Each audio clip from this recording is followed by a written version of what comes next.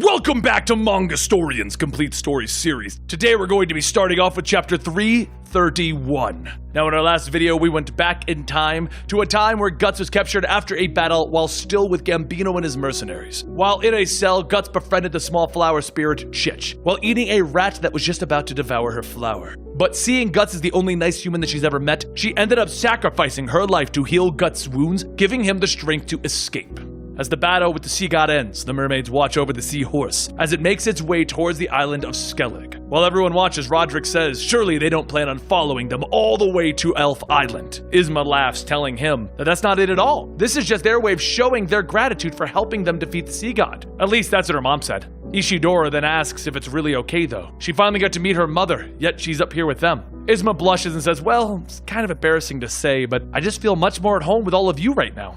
Down on the decks below, Farnese holds out her hands over Guts' wounds, asking if she's doing it right. Shirake tells her yes. By holding her hands out, she's helping stimulate the flow of Ode, hastening the healing process. She completed the rite, and she can probably manipulate the Ode flower already, more or less. Farnese begins to concentrate as she hears Shirake finally grasping that she is beginning to learn how to do this. She can do this. She can be of use to everyone. As Farnese focuses, Guts tells her that it's starting to feel warm, like he was never on the sea floor. Isn't that something? She says that it's nothing and continues to concentrate back on the healing process.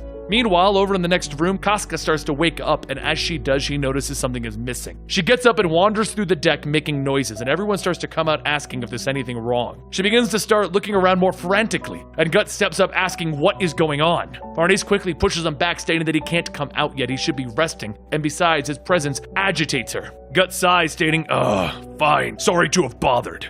As everyone starts to go back to their rooms, Farnese helps Casca back to hers, and Puck pops out stating that he knows what's wrong. Casca was looking for the black-haired boy who seems to have disappeared. A short while later, one of the crewmen tells Roderick that they searched all over the ship. The boy is nowhere to be found. Roderick looks back at Shirake asking if she could sense anything, and she says no. His ode is different, but it is not on this ship. Ishidora then asks if it's possible that he may have fallen off. And Isma says that that couldn't have happened. There are so many mermaids in the waters, if he did fall, they would have noticed. While everyone starts to try and come up with theories, Shirake says that it's just like last time when they met the child. It was under a full moon. Magical forces are much stronger under the full moon. It's twice now that the child has appeared before them only to vanish without a trace. Ishidora then asks if he's like a ghost. Shirake tells him that the child's ode is certainly different, but he did not seem to cause them any harm. It could be possible that the child is an envoy from Elf Island, come to observe them, or maybe not. It could just be the Flower Storm King's avatar. While everyone discusses their thoughts, Guts lays back down on his bed staring at his hand. He watches as it begins to tremble and he clenches his fist to try and stop it from shaking. He looks up at the swinging lantern and he rolls over to try and get some sleep, and soon he begins to think back to what the Skull Knight told him. The more he fights in the Berserker armor, the more things like light and warmth begin to fade. The ode inside of the armor is a fire that can never be extinguished. Its coals never fully burning out and eventually flaring up into an inferno. Even with all the preparations that he does to try and avoid it, the more that he wears it, the less human he will become.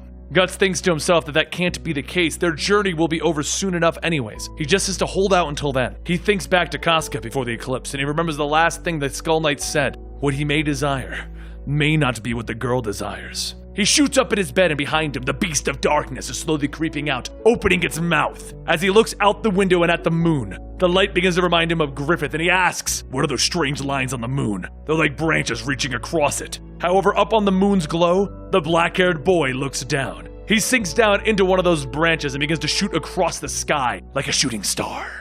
As Guts and the other continue to sail closer to Elf Island, there's another story unfolding. In the outskirts of the Midland Territory, a group of carriages race down a narrow path towards the woods as a horde of trolls gets closer and closer, ready to pounce on them at any moment. In the last carriage, a man calls out that he's got this, and he begins to spin a crank that is mounted on a strange device. Suddenly, the bolts begin to fire out of the device, hitting a good chunk of the trolls. Erica starts to feed more bolts into the hopper, and Rickert goes back to spinning the crank, stating that this is barely enough to thin the herd. We gotta move faster! The man driving yells that there are 2 more carts in front of them filled with people that can't go any faster. Rickard focuses on spinning the crank when he hears a click, signaling that the hopper has run empty. Erica leans out dumping a box of caltrops, causing the trolls to start tripping, and Rickard yells, "Hey, be careful!" The trolls behind the front line start climbing over the ones that have fallen, and Erica yells, "Oh, that's no good." But as the trolls get closer, 5 arrows have been released, killing the group that has made its way up to the carriage. Rickard sees the arrows shift and asks where did it come from. He looks back towards the front and he sees a flag being waved. He looks closer at the flag and says that that's the flag of the Band of the Hawk, and suddenly a cavalry starts charging out of the bush. The leader yells to everyone to spread out so that they can intercept the trolls, and soon the soldiers run by fighting off the group of monsters. After a short while, the trolls begin to retreat, and the leader calls out not to chase them. They'll focus their efforts on escorting the refugees. But then there's a loud stomping sound, and a giant bird-like creature appears, roaring and towering over the group of soldiers. The leader yells to be careful, it's a cockatrice, and the cockatrice looks down, taking in a deep breath, and then it exhales its toxins over a small part of the soldiers. The fumes cause one of the horses to fall over, and the soldier riding it becomes paralyzed. The cockatrice leans down, biting down on the man, lifting him up so that he can easily slide him down his throat. But before it could fully get the soldier into its mouth, another arrow is shot, landing right into the cockatrice's eye. A few seconds later, Irvine jumps down and he looks up at the cockatrice, readying another arrow. The cockatrice begins to inhale once again to release its breath attack, and as Irvine lets go, the cockatrice exhales, stopping his arrow. Some of the soldiers begin to call out to him, and he tells them to just leave this to him, and he changes into his apostle form.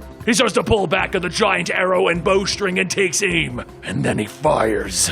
Erica says that it looks like the deer man saved them, and Rickard then asks what was that. The men driving the carriage turn back and state that they heard rumors that the Hawk commands not only men, but even legions of frightful beasts. Irvine then turns and begins to walk towards the front of the convoy, and Erica says that he looked pretty scared, huh? And as she says that, she looks over at Rickard, who is lost in his own mind, asking what is going on here. Could Griffith really be behind this? After helping clear a path for the convoy, Irvine and the soldiers continue to escort the carriage, but something doesn't sit right with Rickard. That day, on the Hill of Swords, he saw Griffith fly away with Zod the Immortal, and he was different. He was like Griffith, but not. While Rickard reflects on his past, Erica asks if he's okay. He's looking a little pale, and Rickard smiles, stating that he's fine. And he thinks that whatever the case is, he has something to protect now. But before long, there's a screeching sound as a pack of harpies start to make their way down towards the carriages. Rickard loads up the repeating crossbow once more and he begins to shoot down on the harpies, and as they fall, Irvine takes notice. After dispatching the group, Rickard sits back, giving a sigh of relief, and the group of soldiers rides up to him, telling him good work. The leader lifts his helmet, and Rickard realizes that it's General Laban, and Laban says that that is correct, and he is. And Rickard then rummages through his things, pulling out a small Band of the Hawk pin, stating that he saw him several times during the 100-Year War. He was a member of the original Band of Hawks. His name is Rickard. Laban looks at the pin and says that he used to be a true patriot fighting for this country. Well, he should hurry along and get them to the castle. As the carriages move along, they start to come out into a giant open field with crystal-like rocks scattered about. Erica asks, what are those? And Laban says that they are called the Wingstones because of their shape. They act like wards, and thanks to them, no monsters approach Wyndham. Everyone starts to look forward, and they see that what was once Emperor Ganishka's massive body has now been turned into a giant winding tree, and they ask, what is that? Laban says that it's the world's spiral tree. Because of how its branches spread out through the sky, that's how it's got its name. The convoy continues to tread along, and everyone begins to see the lush countryside, filled with farmers and plenty of wheat. But then as the convoy gets closer, Rickard and Erica stare at the giant walls of Wyndham Castle, and Laban says that it's Falconia. People can live out their lives here in complete peace. And that concludes where we're at today, chapter 333. Don't forget to subscribe to this channel to get your weekly dose of Berserk, but I am going to let you know we will be gone next week. Me and the team are going to be at E3 and then Denver Comic-Con, so sadly I can't record another Berserk for you. So I apologize, and we'll be back the following week. I'll see you then.